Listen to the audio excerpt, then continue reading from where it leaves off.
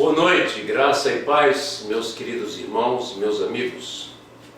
Mais uma vez aqui para compartilhar das Escrituras Sagradas, escolhendo uma porção da mesma para que possamos meditar nela e tirarmos uma lição proveitosa para a nossa vida, que venha para sustentar a nossa fé, para nos manter firmes nessa nossa caminhada e para sermos alimentados mais uma vez com a única comida, o único alimento que faz da nossa alma uma alma robusta e preparada para toda e qualquer situação da vida, por mais adversa que seja.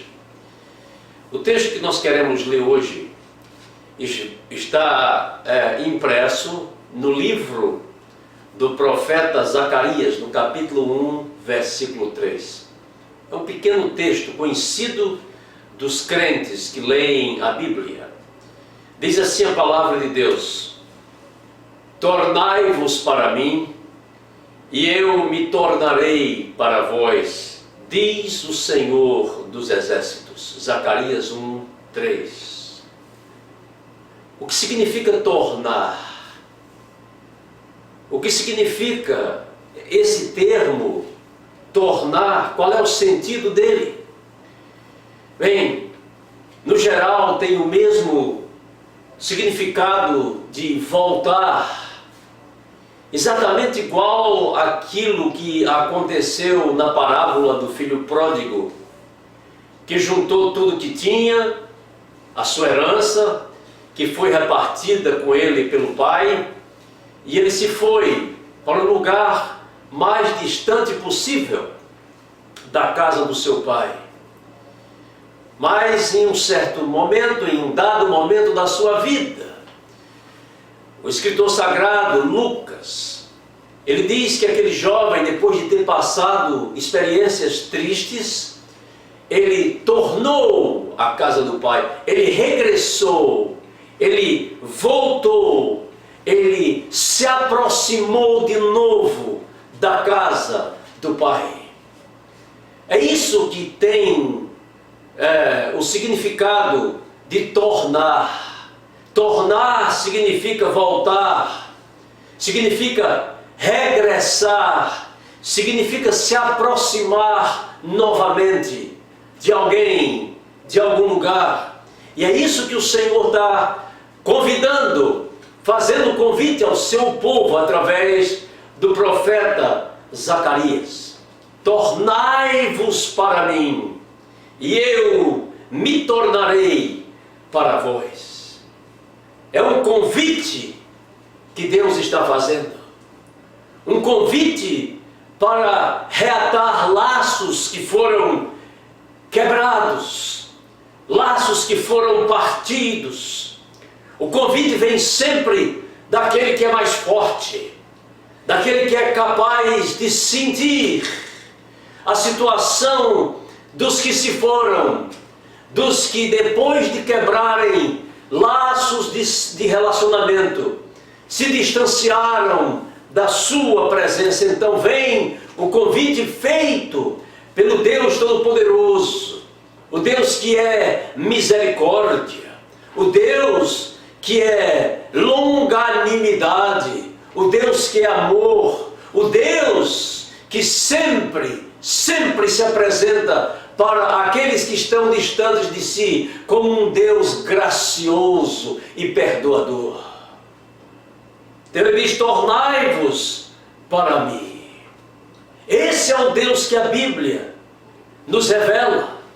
A Bíblia apresenta esse Deus de convites, esse Deus que não fecha definitivamente as suas portas para os seres humanos, o Deus que não cerra as portas de uma vez, mas o Deus que está sempre na expectativa de que o coração do pecador seja de alguma maneira tocado, e esse pecador sinta as suas misérias, sinta os seus pecados e possa sentir profundamente o seu fracasso na vida. E então escutar a voz do Senhor, que continua até nesse momento e continuará enquanto existirmos na face da terra. Tornai-vos para mim. Venham de volta, retornem, se reconciliem, se reaproximem de mim. Esse é o Deus que nos convida para darmos a meia volta, ao invés de continuarmos numa direção, darmos meia volta e voltarmos exatamente na direção contrária.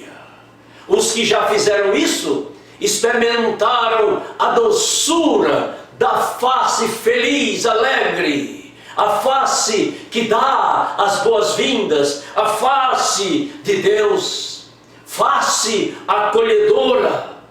Ele, o Deus Todo-Poderoso, Ele que nos criou a sua imagem e semelhança, Ele não abre mão das nossas vidas e está sempre nessa expectativa.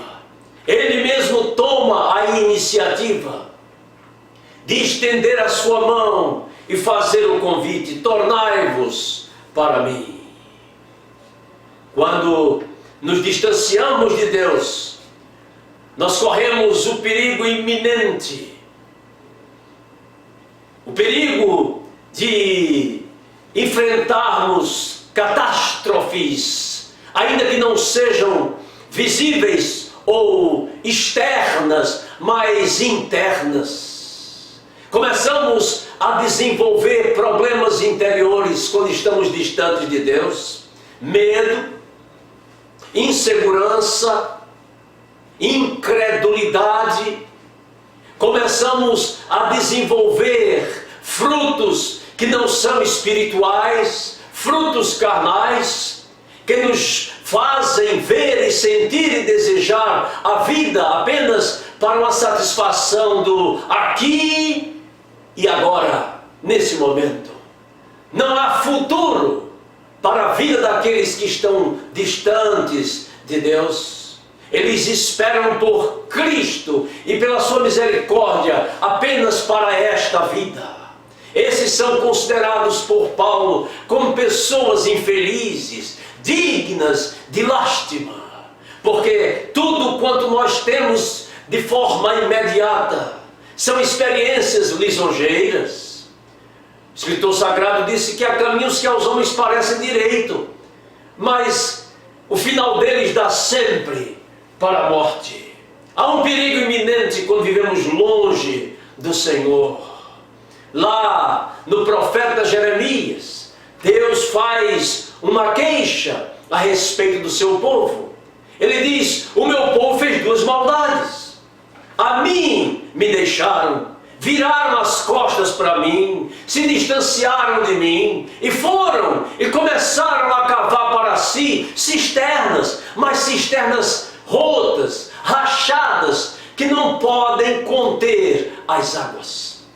Os nossos esforços para o nosso bem-estar, nós vamos descobrir cedo ou tarde que são esforços fracassados, que o resultado deles nunca são permanentes. Eles nos frustram e eles trazem tristeza para o nosso coração, derrota para a nossa vida. O Senhor Deus se queixa. Seu povo se foi dele, virou as costas e foi fazer a vida de acordo com o que dava na sua cabeça. Meus amados irmãos e meus amigos, a produção da vida, do coração, aquilo que vai surgir na vida e no coração de quem vive distante de Deus, são coisas que não permanecem. Elas simplesmente evaporam, elas se vão, elas nos enganam e elas deixam um profundo vazio no nosso coração quando estamos simplesmente distantes de Deus. Mas, deixe-me dizer, os incrédulos, os perversos, os ímpios, são sempre pessoas que estão distantes de Deus. mesmo aqueles que viraram para trás, que tornaram para trás, que deixaram de andar, como a Bíblia diz, conosco, que se esqueceram que o melhor lugar para se estar é na presença de Deus e na companhia daqueles que foram alcançados pela sua graça. Começam a caminhar no caminho dos incrédulos, ou dos perversos, ou dos ímpios. Sabe o que Isaías diz a respeito desses? Isaías, no capítulo 57, versículos 20 e 21, diz que o incrédulo, o ímpio, ou o perverso, ou aquele que vira as costas para Deus, eles são como um mar agitado, não pode ficar quieto, são sempre pessoas sem paz. E ele diz assim: cujas águas lançam de si lama e lodo. Para esses, diz o meu Deus, não há paz. Viver distante de Deus é viver longe da verdadeira paz. Viver distante de Deus é viver sem sossego. Uma certa altura da vida de Jesus com os seus discípulos, lá em João 6, versículo 67, o Senhor prega uma mensagem e as pessoas se escandalizam e vão embora, viram as costas e se vão.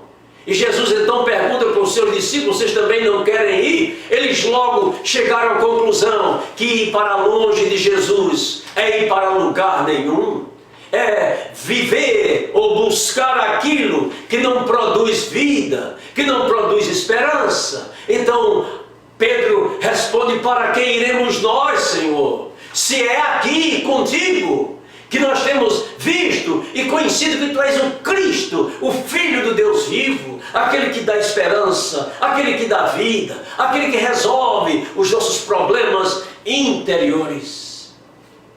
Sabe, o convite do Senhor é feito sempre com misericórdia.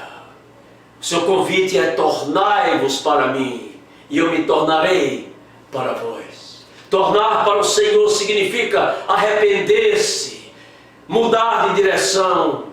Você passará a construir a vida num outro patamar, numa outra base, não em qualquer lugar, mas numa base sólida. O salmista diz: confiai no Senhor perpetuamente, porque o Senhor, aliás, Isaías diz: confiai no Senhor perpetuamente, porque o Senhor Deus é uma rocha eterna. Isaías 26, versículo 4. Jesus, no capítulo 7 de Mateus, ele ensina que se nós construirmos as nossas vidas, dermos ouvidos aos seus ensinos, nós seremos comparados a um homem muito prudente, que passou a construir a sua casa firmada numa rocha, de tal maneira que mesmo que venham as intempéries dessa vida, mesmo que aconteçam as experiências mais desastrosas desta vida, então essa casa vai permanecer firme, porque está firmada na rocha. Jesus se coloca para nós como aquele que tem de fato o controle dessa rocha, e a rocha de Jesus é a sua própria palavra, sobre a qual nós construímos a nossa fé e a nossa esperança. Jesus diz em Mateus 11, 28, ele convida aos fracassados, aos pessimistas, aos tristes, aos desesperados, por causa das suas próprias e pobres escolhas. Ele diz: vinde a mim, cansados, oprimidos. Se você é um desses que está cansado, a sua própria vida, na sua própria vida você está buscando cavar a sua cisterna, de onde você vai tirar água para saciar a sua sede, mas não está dando certo.